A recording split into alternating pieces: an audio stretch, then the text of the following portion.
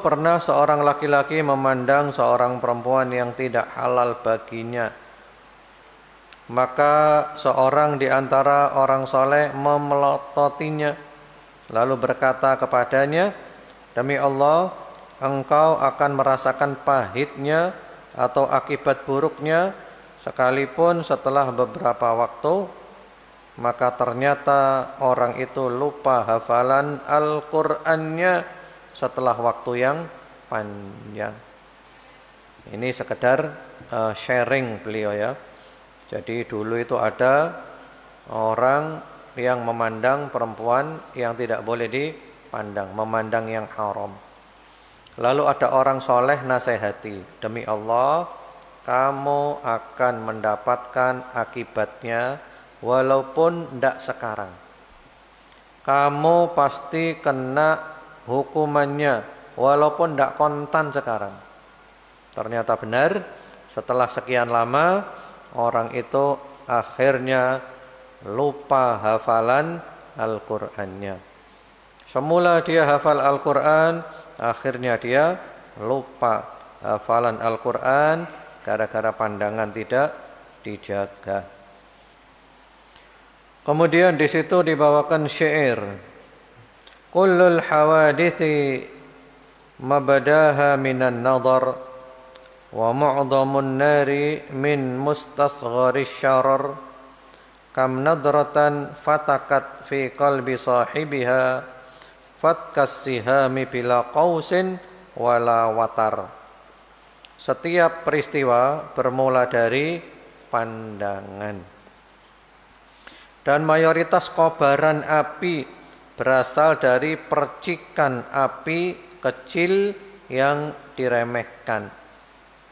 Berapa banyak pandangan yang menorehkan di hati pemiliknya, bagaikan tusukan anak-anak panah tanpa busur dan tanpa senar. Jadi semua musibah-musibah besar sumbernya dari mata. Kobaran api yang gede bermula dari apa? Dari api-api yang kecil. Karena banyak jadi gede. Kemudian juga pandangan itu seperti kita menghunjamkan anak panah ke dalam hati kita. Dan ini ikhwan wa akhwat fillah, barakallahu fikum, ini diantara fitnah akhir zaman. Masalah maksiat mata, pornografi. Sampai ada seorang ulama itu oleh Allah dibukakan sebuah faedah tentang ayat Al-Qur'an, dan ini merupakan pembukaan dari Allah, yaitu surat Al-Maidah ayat nomor 94. Al-Maidah 94.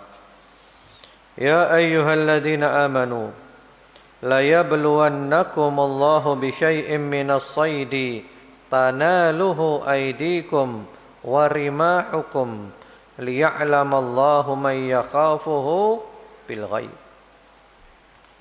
Ya, surat apa tadi? Al-Maidah ayat berapa?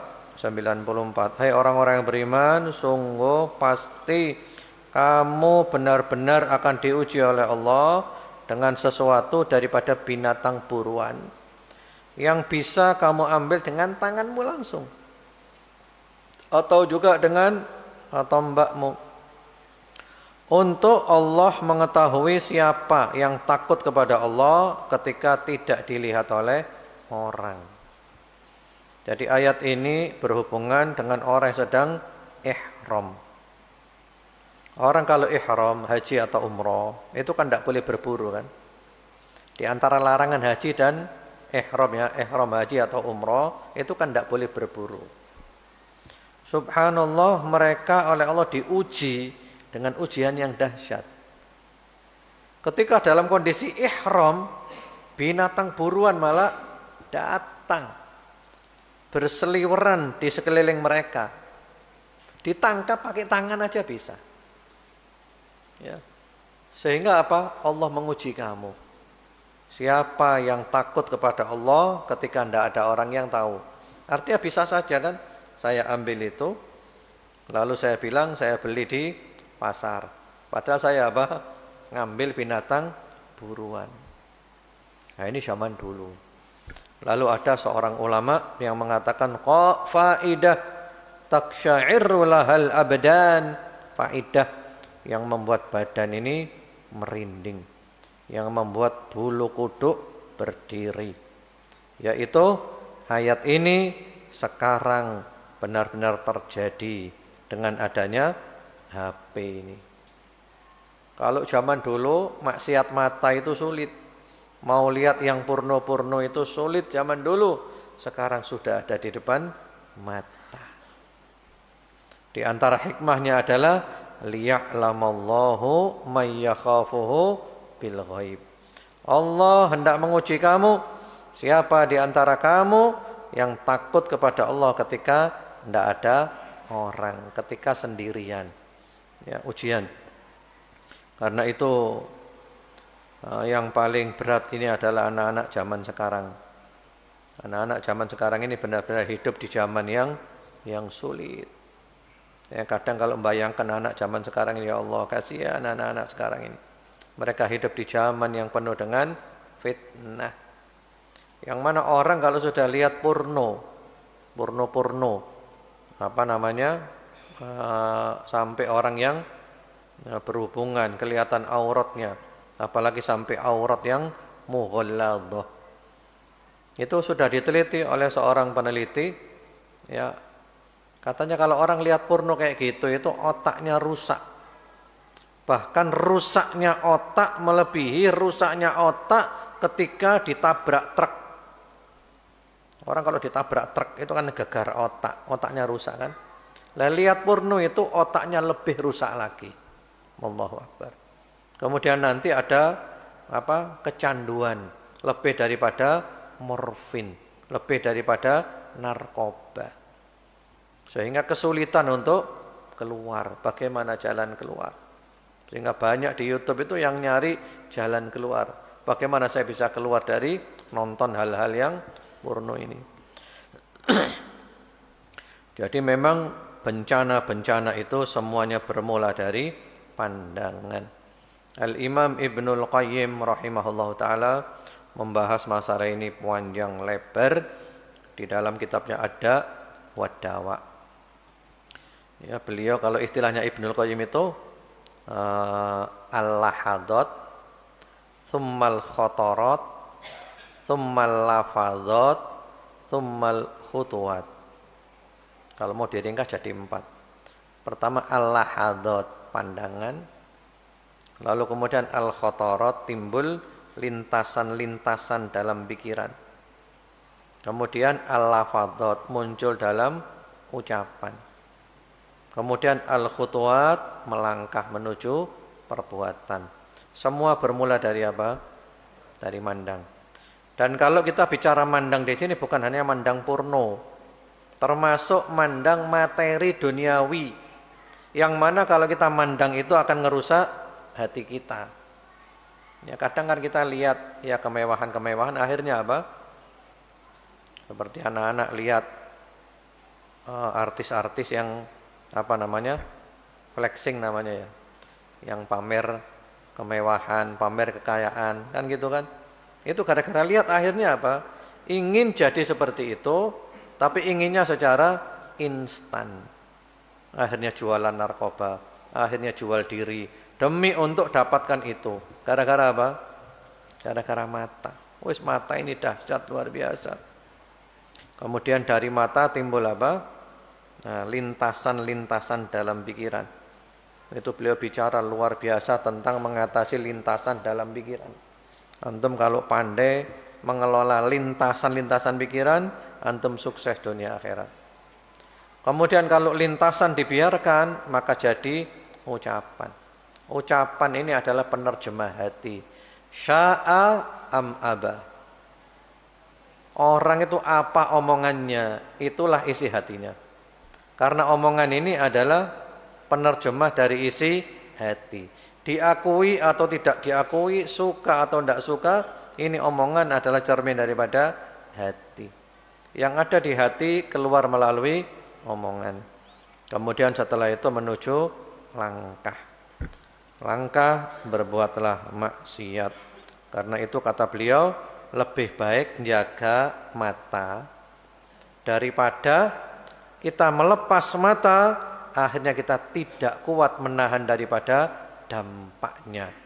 Sabar menahan mata lebih mudah daripada sabar menahan dampak daripada tidak jaga mata. Sekarang ini banyak perselingkuhan. Gara-gara apa? Ya, antum melihat perselingkuhan luar biasa. Sampai ada yang mengatakan langkahnya itu nadratun fabtisamatun fasalamun fakalamun famau'idun faliqa'u. Jadi langkah menuju zina itu ada 6. Yang pertama nadratun, pandang-pandangan kan, telok-telokan, cocok. Kemudian fabtisamatun, senyum, nyambung juga. Kemudian fasalamun, salam, assalamualaikum, waalaikumsalam, nyambung juga. Kemudian kalamun, berbicara, ngobrol, ternyata cocok juga. Kemudian famau'idun, janjian. Kapan kita ketemu lagi, di mana kita ketemu, faliqa'u, lalu perjumpaan, dan terjadilah yang terjadi. Semua bermula dari mana? Dari mata. Sampai ada seorang anak muda datang kepada Syekh, konsultasi. Wahai Syekh, saya dulu sebelum menikah, istri saya itu adalah perempuan paling cantik. Setelah saya menikah, ternyata istri saya biasa saja. Setelah lama saya menikah, ternyata semua perempuan lebih cantik dari istri saya. Apa kata syekhnya? Istrimu tidak ada salahnya sedikit pun. Istrimu yang sekarang adalah tetap istrimu yang dulu. Yang berubah itu kamu. Kenapa? Karena kamu tidak menjaga mata. Kalau kamu teruskan tidak jaga mata, nanti akan datang saatnya kamu melihat kucing tampak lebih cantik dari istrimu. Melihat binatang lebih cantik dari istrimu. Betul. Gara-gara apa? Tidak jaga mata. Kemudian juga ada kisah, ini kisah nyata ya, yang cerita ke saya itu sumbernya langsung. Ada seorang perempuan itu suka nonton TV zaman itu. Masih belum ada HP-HPan, dulu kan TV. Nah, di TV itu ada pembawa acara favoritnya dia laki-laki. Dia seneng sama pembawa acara itu laki-laki itu. Lalu dia bandingkan dengan suaminya. Dia lihat itu, tuh lihat suaminya, kok siji, kok gantengan iku, gitu kan. Akhirnya subhanallah suaminya berangkat kerja, televisinya dirangkul, diciumi, diambungi TV-nya tuh. Untung nggak kesetrum. Kesetrum ya apa terus? Ya ini fakta yang terjadi. Gara-gara apa itu? Gara-gara tidak jaga mata. Sehingga ada ungkapan rumput tetangga lebih hijau. Ya padha ae, mari ngono wis suwe ya padha ae. Ya kuning. Ganti tetangga situ isih ijo. Kullu jadidin ladzid. Semua yang baru itu adalah lezat. Baik, masalah mata ini ya. Jadi berarti beliau menekankan kalau ingin bisa sabar harus pandai menjaga mata. Dan banyak sabda-sabda Rasulullah sallallahu alaihi wasallam terutama kepada kaum laki-laki untuk menjaga mata. Godaan orang laki paling besar apa? Enggak ada khilafiyah. Khilafiyah enggak ada. Al-Quran mengatakan, As-Sunnah mengatakan, godaan terbesar orang laki adalah wanita. Zuyyina linnasi hubbu syahawat minan nisa. Nomor 1 wong wedok. Kemudian juga Nabi mengatakan, ma taraktu ba'di fitnatan adarra 'ala rijal minan nisa. Aku tidak meninggalkan fitnah sepeninggalku nanti yang lebih berbahaya bagi laki-laki daripada fitnah wanita. Jadi godhoane wong lanang paling berat apa? Wong wedok. Lek godhoane wong wedok paling berat apa? Paling berat apa? 7D. 7D. Duit. Wong wedok godaane yatra. Jadi nguji orang laki itu dengan perempuan, nguji orang perempuan dengan harta. Demikian, mudah-mudahan Allah jaga kita, Allah lindungi kita. Mudah-mudahan Allah jadikan kita bisa menjaga mata.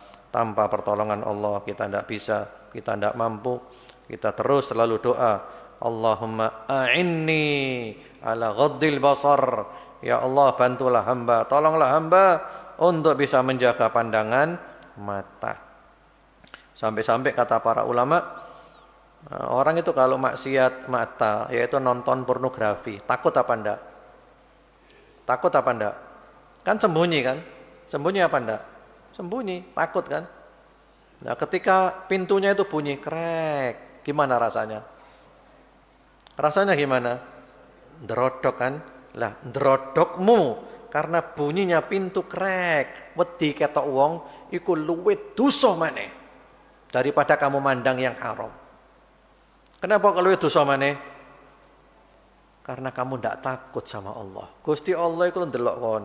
Malaikat papat ndelok kabeh. Iki malaikat sebelah kanan mencatat kebaikan. Malaikat sebelah kiri mencatat keburukan.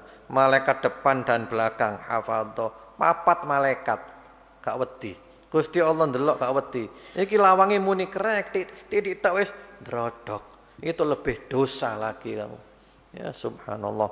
Karena itu para ulama mengatakan dosa-dosa tersembunyi itu diantara solusi tobatnya adalah melakukan amal-amal yang tersembunyi.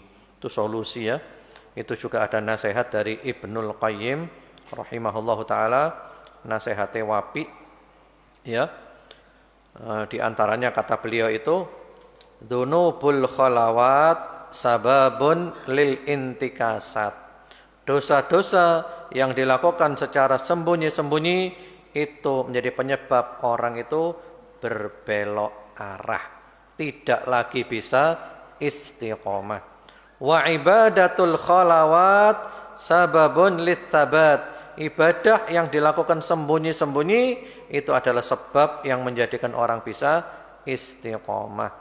Kemudian juga di antara nasihatnya adalah kalau kita berbuat dosa secara sembunyi, maka lakukan amal secara sembunyi.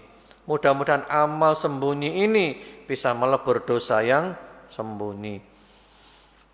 Baik, itu di antara yang membuat kita mampu untuk bersabar. Sekali lagi semoga Allah tolong kita, anak-anak kita, keluarga kita, murid-murid kita, semuanya agar mampu menjaga pandangan. Tanpa pertolongan Allah kita tidak mampu sama sekali.